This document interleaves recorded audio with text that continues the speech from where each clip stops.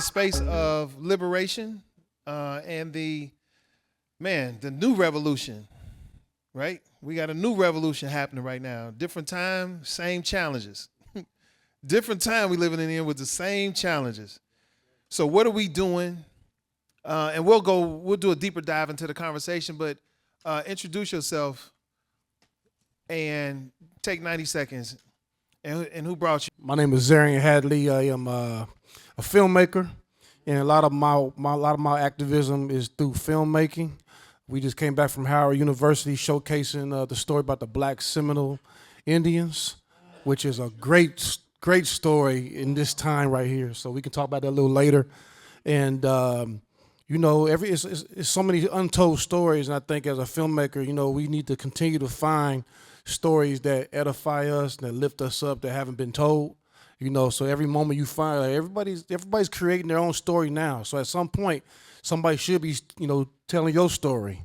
Every single person in here, we all have great stories and things where, the Most High has worked through our lives, and we can be an example to the ones that come after us, because we stand on the shoulders of our ancestors, so we can see very far, like you were saying, they couldn't see as far as we could see. So we got to take care. We have to take advantage of the vantage point that we have and not just, sit back and not do nothing. So that's a little something about me. My name is Lawrence Tribble. I hail from Cincinnati, Ohio. Jay has invited me here. We're childhood friends and known each other since elementary school. Had no idea I would be doing this, but I build houses. I do renovations. I'm an author. I have youth programs in Ohio. I'm an advocate, obviously. Have a podcast called Passing the Torch, and it's talking about manhood. I have a series of manhood about what it is to be a man, the principles of manhood. I'm a firm believer in doing the work. It's a lot of people that like to talk about it, sit around and meet. I'm not that guy. I'm a solution-based person. I'm ready to get in. So, Jay, we vibe all the time. We talk about different things. I've had group homes up north, intervention prevention programs. So this is my love. I'm 52 years old, and at this point, I'm one of the old heads, but I'm still ready to get put in the game. I'm telling everybody, put me in the game, coach, wherever we at, whatever we doing. I done had the cars, the trucks, the houses. It's about my prayer to God is to be his hands in the earth. So whatever that looks like, whoever I come in contact with that needs me, I'm prayerful on, what it is I need to do for each other. I'm about reach one, teach one. That's what it is for me. So I appreciate even the opportunity to even know about this, to be a part of this, and I'm down for the cause. Thank you. Visionary filmmaker Savon Zell. I'm the executive producer of Tech in Black and White. It's a media technology company based in California. We created a docu-series here in Atlanta. I work with the likes of the Microsofts and the Googles and the Amazons, proclaiming that Atlanta is the black tech mecca. It was the first short film I did. And I've been watching this brother for 25 years live by example. And he's been a hero of mine from a distance. I always tell him that with he just living by example, so he don't look at it that way. But 25 years ago at 25, when I saw him, I was in federal prison, and I saw him from inside doing the work outside right here in Georgia.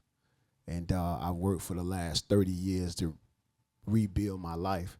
And so my work has been about my personal transformation. So I released my film, Amazon Prime, July 19th, Tech in Black and White, a docu-series on the tech industry starting here in Atlanta, around the country. Maoli Davis. So my space is black men through the law and through teaching and through supporting an African Center School called Quilombo and TSK Prep. We just believe in, I came into the movement through the African Center Education movement, where we just knew that we had to get control over how we get educated and how our young people get educated. And as long as other people are educating them and telling them what is important and what they should value, then they're going to be misdirected. And so we're trying to help ourselves embrace our culture before we begin to experience what we call the Ma'afa, this great disaster that we are now experiencing, and that this is just another manifestation of it. This, with this president, this administration, this moment, it's the same thing. It's just another manifestation. And so we have to decide, and that's what I'm looking forward to this conversation. How do we work together to build what we need? And I'll finish with this. Everywhere African people of African descent, if you have any African blood in your body, you consider an African, right? Everywhere we were able to get away, we rebuilt and recreated our own thing that reflected our mother fatherland. Do the research, you'll see when we were able to become Maroons, whether it's in Jamaica or Brazil or down in Florida, we rebuilt societies based on our values.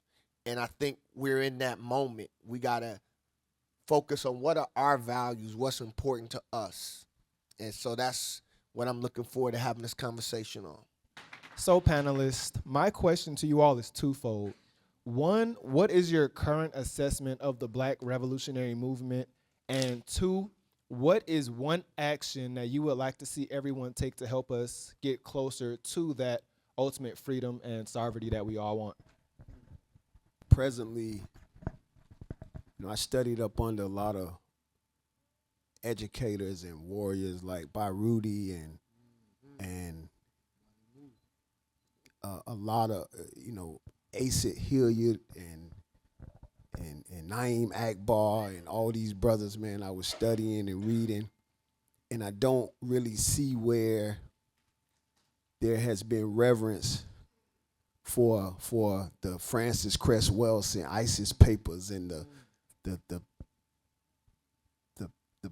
blueprint for Black Power, Amos Wilson's, and I think that the new media, the things that we see on media, the things that we see, we've reverenced it more than we've reverenced our leaders in our community. And so I think that the state of where we are today is that we're blinded by a lot of things that we're seeing on the internet. We're blinded by a lot of things that we're seeing in media, and we've forgotten about Madu books, and we've forgotten about how we educated ourselves. I got a library in the car with me right now. If you wanted a book from me right now, I could give you one because I got 10 or 15 of them in the car with me right now. And so I think the state of where we are, I think we need to continue to educate the next generation the way we were educated. And I think a right action would be, how do we develop a little bit more of circles where we take this, us 3 or 4 of us, he a filmmaker, I'm a filmmaker, he a filmmaker. How do we leave and work on something together? I think the next action would be, how do 3 or 4 of us, how many filmmakers in the room right now? Okay, so we got 7 filmmakers in the room right now. Us 7 getting together and connecting the dots and being able to encourage each other and power up. I think that would be the next right action. What our forefathers have died for, have put together, have unified for. We have a generation now that are clueless on what has taken place as Black people in this country, how we've built the whole infrastructure, this United States of America. And I think that this current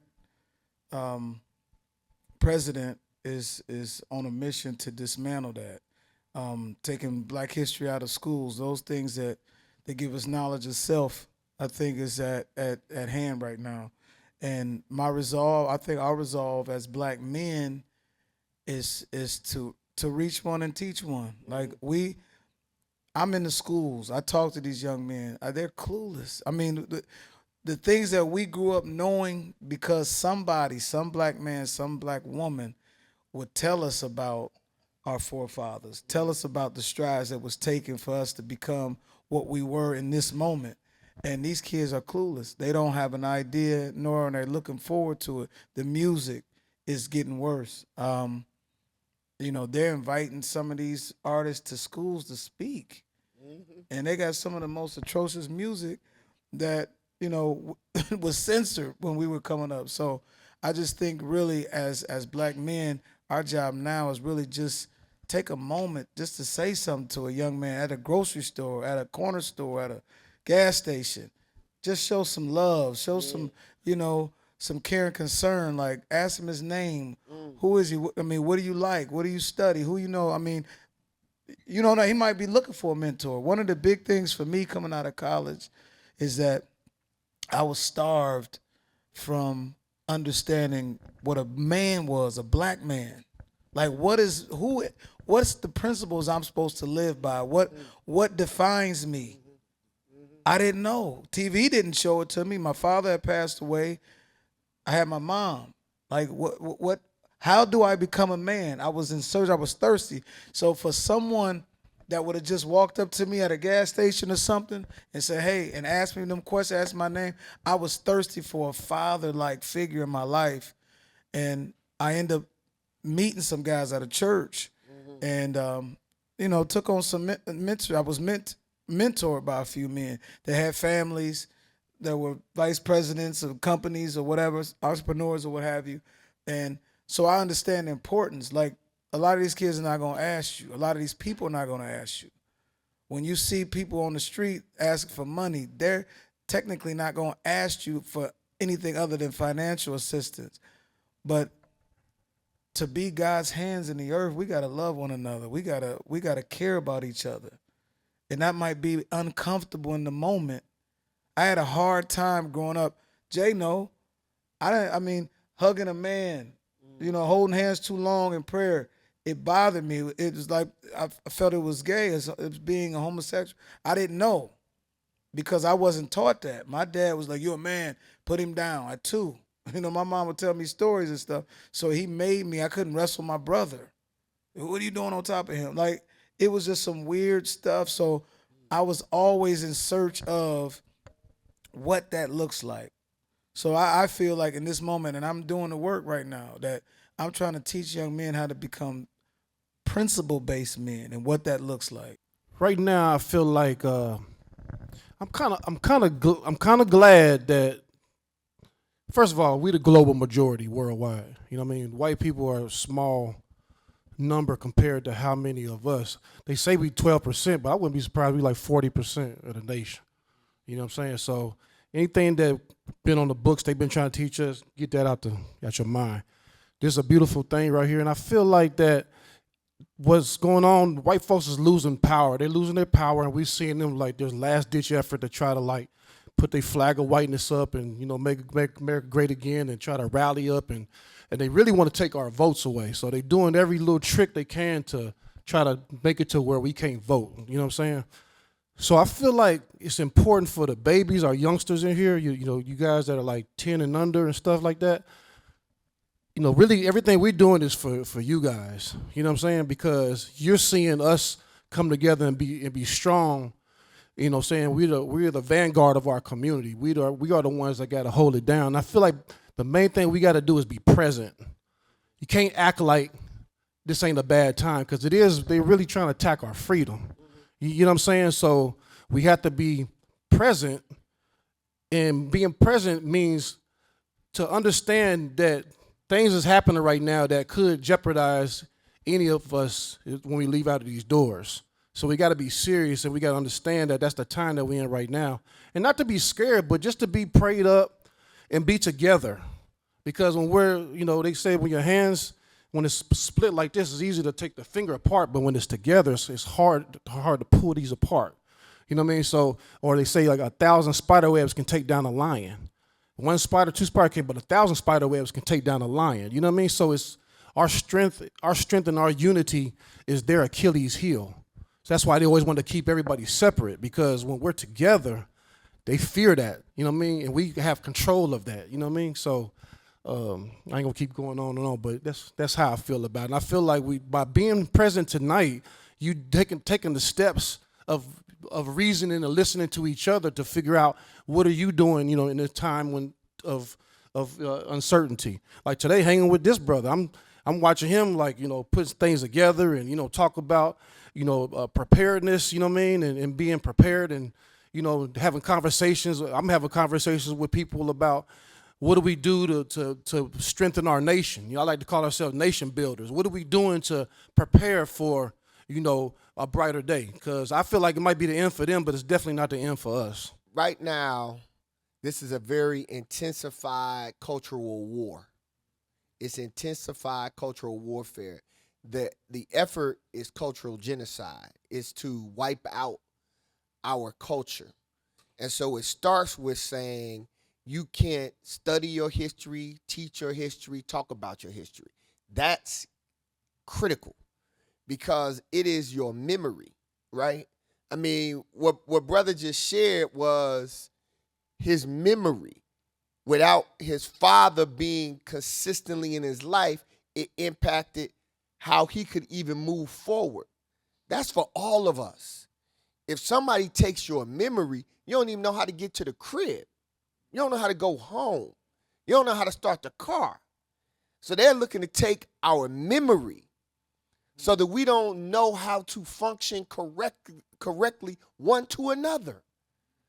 There were ways of being in our community that if we remember being that way, then there's certain things that is unacceptable. That's right. And so Mama Marimba Ani talks about culture. What is culture? Culture is like our immune system. It protects us. And when your immune system breaks down, what happens? You get sick. And then what happens? You die.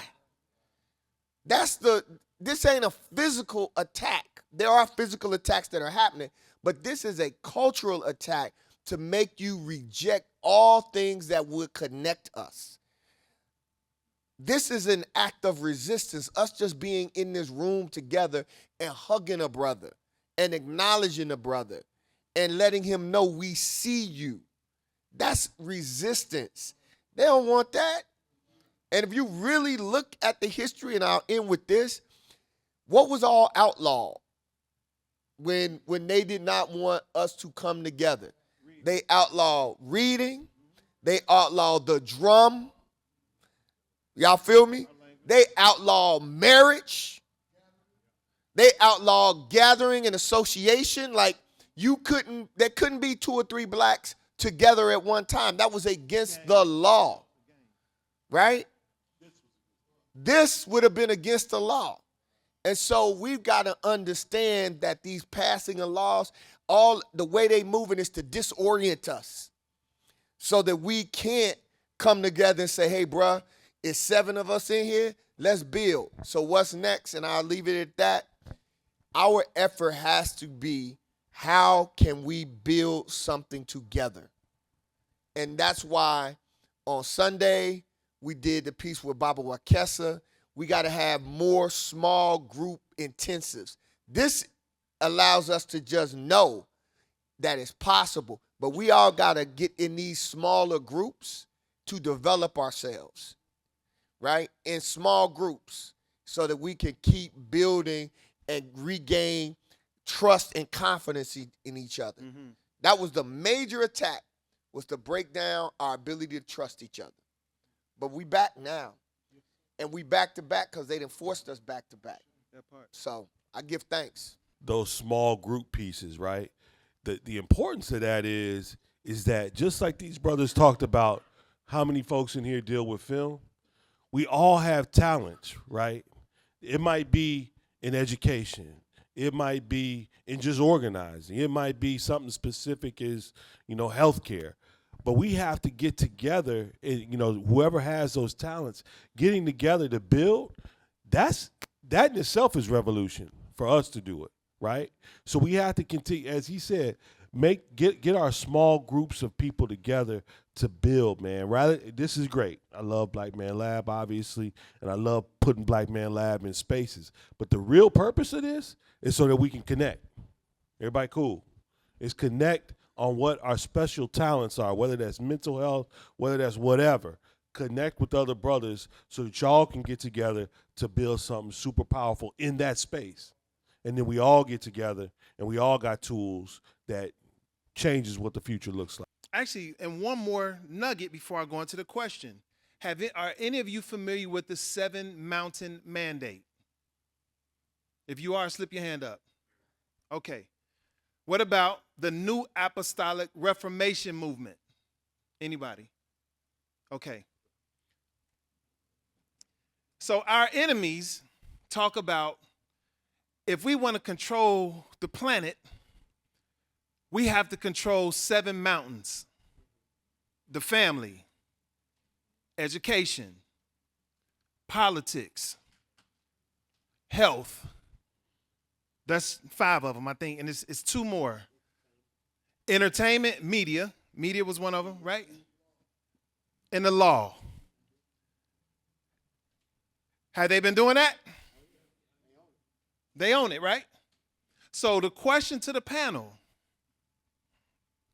and I'm up here too, but knowing what our enemy is presenting to us, what strategy are you implementing to offset this attack, and how can we join the revolution that you're creating?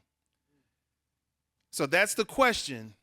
And I'm going to also say this in my closing. I promise in my closing. Here in the Black Man Lab, we have committees, because we're not a talk about it and not be about it organization, right? So before you leave, if you hear the answer to something that you want to get involved in, make sure you get it, swipe the QR code and get signed up. We ain't trying to get you to tithe. No, you know what I mean? We're organizing, and it is responsible of us to organize, right? It is a cliche or a saying that we are not outnumbered, we are out organized. The revolution will be televised. If you look at what's happening in the media, we can see war happening live. We can see misinformation being given to us live. So I'm gonna speak from a technology perspective. Just left San Francisco. From San Francisco, I was in New Orleans for Super Bowl. Travel all around the country. In probably 7 cities, I live in all of them. And what we're seeing happening with artificial intelligence, what we're seeing happening with machine learning, is a new technology put in place to replace the majority of us in this room. How many people in here who are connected to technology, are lovers of technology, or understand technology? This entire room, all of us. So there's no reason for us to not be involved. There's no reason for us to not understand what's happening in this country, what's being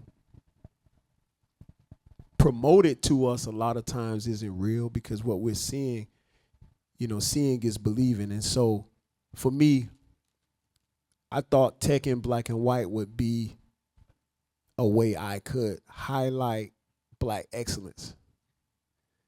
When I thought of stories that I saw at film festivals as I was becoming a producer, as I was becoming visionary filmmaker, I didn't see stories of technology. I didn't know what an engineer looked like. I didn't know what a computer scientist looked like. I didn't know what that looked like in my neighborhood. If this brother was a computer scientist, I wouldn't know it because I didn't know what that looked like. So I created it. I felt left behind in technology. I created it. and I'm moving right now. Like I'm ready. I'm ready right now. Like he got this camera right now. I'm ready. I'm ready. It's a studio in my car right now. I'm ready to work. So if you would like to, it's urgent. It's urgent. The time is urgent for what we're dealing with. And so for the young kids, I want to say one thing about image. When I was younger, they promoted gangsterism to us. So by the time I was a kid, 17, I thought I wanted to be a gangster. And by 21, I thought that's who I was. That's the identity that was pushed to me in the 70s growing up, in the 80s. So half of my life, I had to recover from that identity crisis of being a gangster. So half of my life I spent redeveloping my mind and my body to become a real man, but ultimately I thought I was a gangster, but it led me to incarceration. I'm from Duval County, Jacksonville, Florida, from out east. And my entire neighborhood right now has been destroyed from that same thing that I'm telling y'all about right now. And so this didn't exist. This doesn't exist where I'm from. So I have to come and stand next to this brother and feel empowered by what he's saying. I'm still learning from him. I'm 49. I'll be 50 in a couple months. I'm still learning from this brother right here. And so I say it's urgent. Since they burning the books, I want to give a real quick history lesson. In 1693, they did it. The Spanish owned La Florida. They called it La Florida all the way to Louisiana, and that whole area from all the states in between. It was black Indians called Southeast Woodland Indian. You know, you got Choctaw. You got all different types of. Excuse me, alarm for another meeting, but I'm about to be late for this. All right, so this is a story about the fight that we had before we had internet. Okay, so 1693, Spanish said to all the enslaved people, especially the ones in the Carolinas, the Gullah Geechee and up there, they said if you abscond from slavery and you leave and come into La Florida, you'll be free. Right. So the enslaved people said, you heard what they said? We go to Florida, we'd be free. So La Florida was a whole nother country. So they left. A lot of the Gullah Geechee left from the Carolinas and they got down into La Florida, and they met up with other melanated people. You had the Yamasee, you had the Miccosukee, you had the Muskogee, you had the Choctaw. And if you're from Mississippi, you're more likely Choctaw. You know what I'm saying? So I'm learning that we got reclassified, aka African Americans. A lot of us, if you do your genealogy, you really come from these tribes and you're really indigenous to this land. They reclassified us. So, but 1693 all the way to 1812, you had brothers escaping, sisters escaping into La Florida. So when America tried to take over Florida, they didn't know they was going to get met with a heavy resistance. They lost 3 wars to black people. We united, we fought. The black people was the strength. We knew how to negotiate because we knew white folks' language. And pretty much we ran the show. The Second War, which was from 1835 to 1842, United States lost $40 million and lost 1,500 soldiers to the black Seminole Indians down in La Florida. You know what I mean? We was bad. We still bad. That's the type of fight that we had. That's the type of resilience. And they plan was, at first, we was raiding. I'm doing a movie about this, by the way. Blacks was raiding plantations. There's 3 reasons why they raided plantations. I'm looking at the clock over there. One was raid for supplies, plan escapes, or burn the plantation down. So it was going down in a major way. So what ends up happening is the United States was trying to first round up all the melanated people and put them into slavery. But you got to remember, these folks never seen slavery from 1693 all the way to 1812.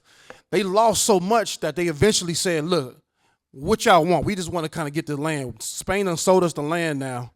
So the black Seminoles eventually agreed to go to Oklahoma, but go with their guns, go with their family, and go as free people. They beat the United States, but they don't talk about that in the books. You'll never hear that in the books. So I just want to get that little history lesson.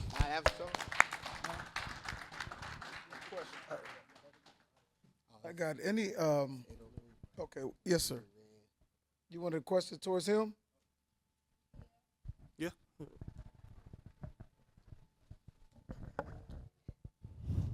So my question is, have you ever met one of the Gullah Geechee people?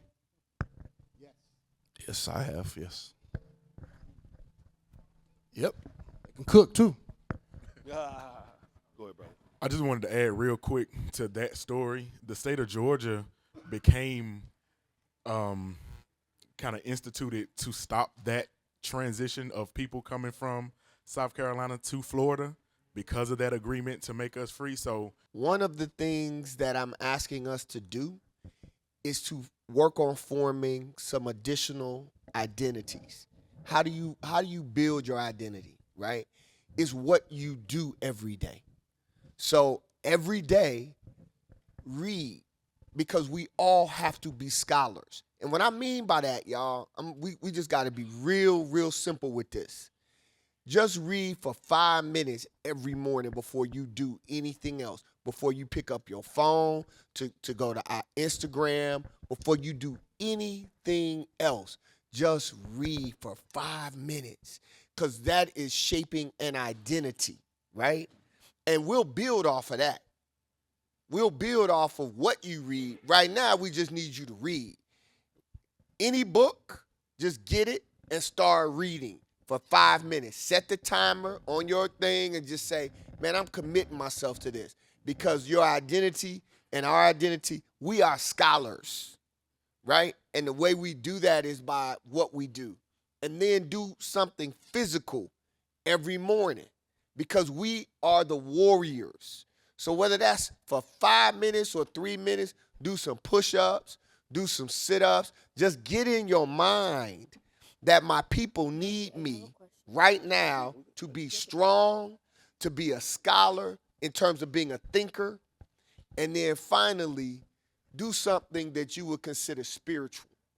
Whether that's just be quiet and meditate, pray, just ask for the blessings. If you're a Bible reader, if you read the Quran, just do something spiritual so that before you give your mind up to them with Instagram and TikTok and all of that stuff, before you do any of that, just please start with giving to us and yourself. And you're going to feel your energy change. I guarantee you in 7 days, by the time we come back, if you start tomorrow, come back and give a report to us. Come back and give us a report. Then do it within 30 days, and it's a whole different thing. And a lot of the stuff that you're seeing, it won't even hit you the same way because you have changed your identity, right?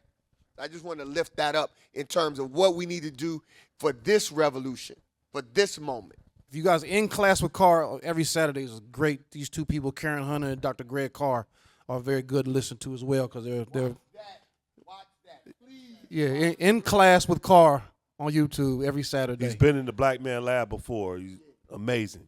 Oh yeah. Yeah, Dr. Greg is the G. But they were talking about Denmark Vesey, and I had a dream, and I woke up like 3 a.m, and it took me to South Carolina. I learned about his great moves that he was making, and then I learned about the Low Country in South Carolina and what's going on over there because they're dealing with the property being taken from them and people trying to make golf courses and stuff, but this ancient land and a lot of history over there about the Gullah Geechee. So, yeah. They got a whole new language. They got, I'm not whole new, but they got different kind of language. Yeah. They'll say something like we might say a new day. They'll say day clean. Day clean means that's a new day. Like they got a whole, you know what I mean? And they got a history of being maroons and fighting against, oppression and slavery. There was a period in our history where they asked the preachers of that moment. There was a meeting in Savannah with General Sherman, and he asked this group of preachers, what do y'all want? They said land, education, and to be left alone. Look it up, read it. That land this is the reparations. That's when the 40 acres. So they meet with General Sherman. And so what was established was an area that we had a military, militia, everything. We controlled. Those islands were abandoned. And that was we were from Georgia down to Florida. I'm talking after the Civil War. So we got to look at, like, we have been autonomous before. We have been able to sustain ourselves before. And so that's why the history piece is so critical, because if you did it once, you can do it again, right? That's like what makes, after somebody, if you're an athlete, if somebody hit a game winner, they like, man, I could hit a game winner, bro. I done this. We done hit a gang of game winners, so we just know that we are game winners. We just got to remember that we game winners. When I step out of my house or out of my car, out into this wide world of blatant bigotry, I look around and I wonder what happened to this once unified, overcomer of genocide, race of people who look just like me.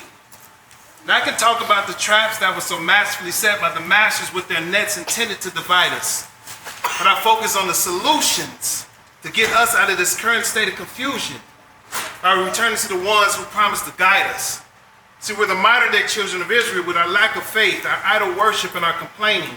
We serve the chains, the cars, and the clothes at the expense of our souls, and got the nerve to think that we're gaining.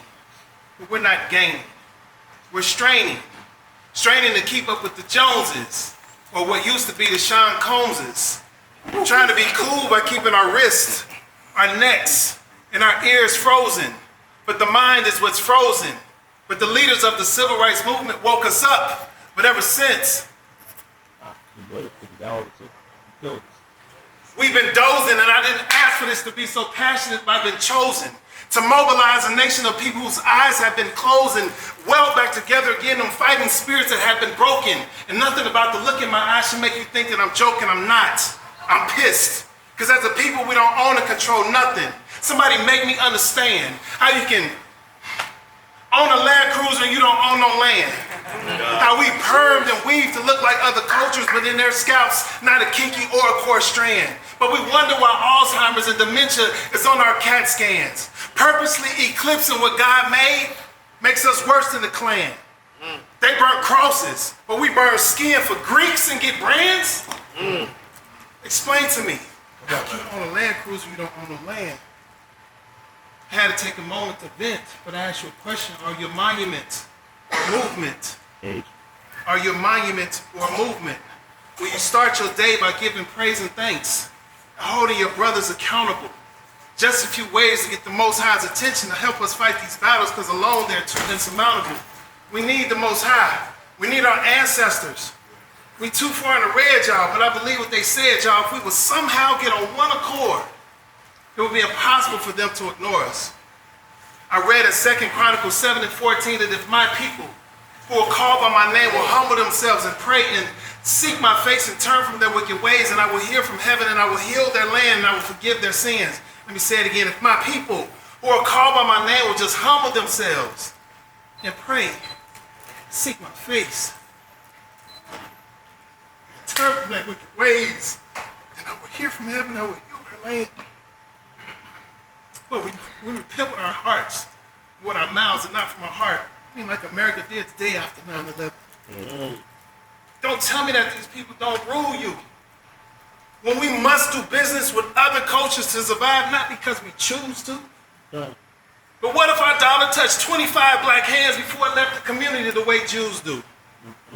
See, religion can no longer confuse you. But what if we pulled our money together the way our pews do? Then you'd be the bank if somebody needed a loan to start the business and nobody would refuse you. I'm talking about solutions. Brothers, today we talked about revolution and what it looks like and what it's going to be for us going forward. Well, a big part of it, the major part of it, is doing what we're doing right now, which is being linked together. And it's us linking together in these spaces, but it's also linking those outside these spaces in with us as well to be part of this revolution that we're going to have. And I'm going to call it as a win, the revolution that we are going to have. Let me hear y'all say, the revolution that we are going to have. All right, repeat after me. I'm a link in this chain. And it won't break here. I'm a link in this chain. And it won't break here. We are links in this chain. And it won't break here. Ashe.